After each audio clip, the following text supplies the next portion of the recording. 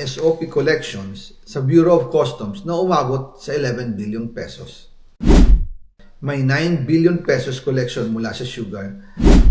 Ang kita mula sa importasyon ng sibuyas na hawak naman ni Martin Araneta.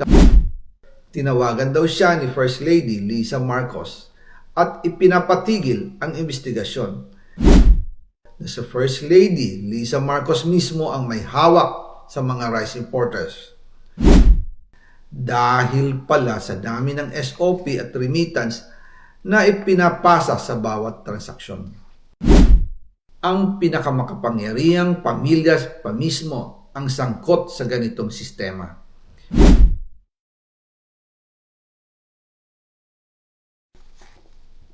Ngayon naman po, tungkol sa kampanya nitong 2025 elections, nagkwento sa akin si dating Speaker Martin Romualdez. Kinausap daw siya ni PBBM sa Tacloban para tumulong sa gastusin ng mga kandidato mula national hanggang local candidates. Ang sagot ni Speaker, naibigay na niya ang SOP collections sa Bureau of Customs na umabot sa 11 billion pesos. Dagdag pa dyan, may 9 billion pesos collection mula sa sugar na ayon mismo sa kanya ay pinaghahatian lang ng 5 kumpanya para makontrol nila ang presyo ng asukal sa merkado. At iba pa ang kita mula sa importasyon ng sibuyas na hawak naman ni Martin Araneta, kapatid ni First Lady Lisa Araneta Marcos. Kung matatandaan ninyo, noong 2022, nagkaroon po ng investigasyon sa Kamara na pinangungunahan ni Congressman Toto Swansing dahil sobrang taas ng presyo ng sibuyas. Umabot ng 600 pesos kada kilo. Gayong dapat ay nasa 80 pesos lang. Doon lumabas ang pangalan ni Martin Araneta bilang isa sa mga nasa likod ng kontrol sa importasyon ng sibuyas. Pero hindi po natuloy ang investigasyon. Ang sabi ni Speaker, tinawagan daw siya ni First Lady Lisa Marcos at ipinapatigil ang investigasyon. Kaya walang natuloy at walang naparusahan. Dahil pala, kontrolado ng kapatid ng First Lady ang importasyon ng sibuyas. Ganito rin po ang nangyari sa bigas. Noong April 2023, nagsimula nang tumaas ang presyo ng bigas. Kaya iminungkahi ko kay Speaker Martin Romualdez na kung pwede ay mag-angkat tayo ng 13 million metric tons para sa buong taon. Ang layunin ko po ay mapababa ang presyo ng bigas sa 22 pesos kada kilo. Pero hindi po ito inaprubahan ng Pangulo noong sila ay nasa Clark. Dahil doon, sumipa ang presyo ng bigas na umabot ng 55 pesos kada kilo hanggang 2024. Noong 2024, kinausap ko ulit si Speaker Martin Romualdez na kung pwede makausap namin si Secretary Laurel Chu ng Department of Agriculture at Secretary Ralph Recto ng Department of Finance para maibaba ang taripa ng bigas mula 35% to 15%. Sinabi ko kay Speaker Martin Romualdez na kung pababayaan natin ang patuloy ng pagtaas ng presyo ng bigas at umabot ito sa 60 pesos kada kilo, siguradong magagalit na ang taong bayan. Posibleng magrevolusyon na ang mga tao at tiyak na maapektuhan dito ang mga kandidato ng administrasyon sa 2025 elections. Isa sa mga patunay na hindi na masaya ang taong bayan ay ang pagbaba ng approval rating ng Pangulo noong panahon na iyon dahil sobrang taas na ang presyo ng bigas.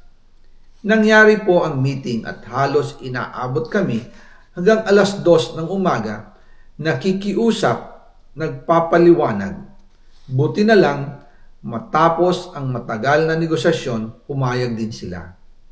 At di nagtagal, inanunsyo na rin sa publiko na ibaba ang nangbuwis sa bigas. Ngunit, matapos ang 4 hanggang 6 na buwan, hindi pa rin bumababa ang presyo ng bigas. Kahit ibinaba na ang taripa nito, Kaya iminungkahi ko kay Speaker Romualdez na magpatawag ng investigasyon tungkol sa bigas sa pamamagitan ng Quinta Committee hearings. Habang iniimbestiga nito ng Quinta Committee na pinamumunuan ni Congressman Joey Salceda, bigla na lang itong pinahinto ni Secretary Kiko Laurel Chu matapos niyang ipakita ang isang confidential report. Nakasaad dito na si First Lady Lisa Marcos mismo ang may hawak sa mga rice importers. Ayon kay Secretary Laurel, maaapektuhan daw ang First Lady kung itutuloy ang investigasyon dahil kasama raw nila sa Vietnam visit ang ilang importer ng bigas at nag-dinner pa raw sila roon. At nung araw din yun, tumawag si Congressman Sandro Marcos kay Speaker Romualdez upang ipatigil ang House investigations tungkol sa bigas as instructed ng Pangulo. Magkasama kami ni Speaker Martin Romualdez nang tumawag si Congressman Sandro Marcos.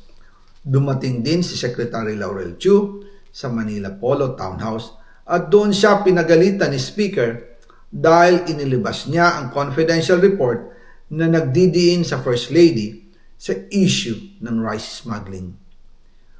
Humihingi ng paumanhin si Secretary Laurel Chu at sinabi niyang, pasensya na, masyado akong naive. Doon namin naintindihan kung bakit. Kahit ibinabana ang import tax ng bigas mula 35% to 15%, ay hindi pa rin bumababa ang presyo sa merkado dahil pala sa dami ng SOP at remittance na ipinapasa sa bawat transaksyon. Dagdag pa po, maraming importers ng isda ang nagre-reklamo dahil kontrolado ito ng kaunting kumpanya lamang. Wala naman daw tax sa importation tuwing lean season, pero kahit ganoon, hindi pa rin sila nabibigyan ng permit to import. Ang makaunting kumpanya na ito lang ang nabibigyang permit to import. Dahil dito, kontrolado din ang presyo ng isda. At ito din ang dahilan kung bakit mataas ang presyo ng galunggong. Mga kababayan, hindi dapat naghihirap ang Pilipinas.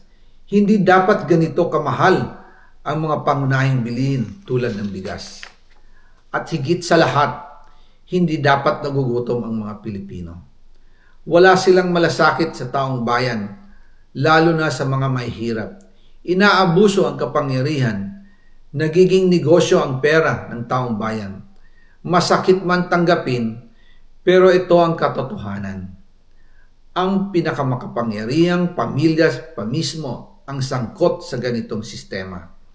Mula sa Pangulo, First Lady, hanggang sa anak, sila mismo ang nagtatakda, kumukontrol, at nakikinabang sa mga transaksyon dapat sanay para sa kapakanan ng sambayanan. Hawak at kontrolado nila halos lahat ng ahensya, kaya nagagawa nilang itago ang katotohanan.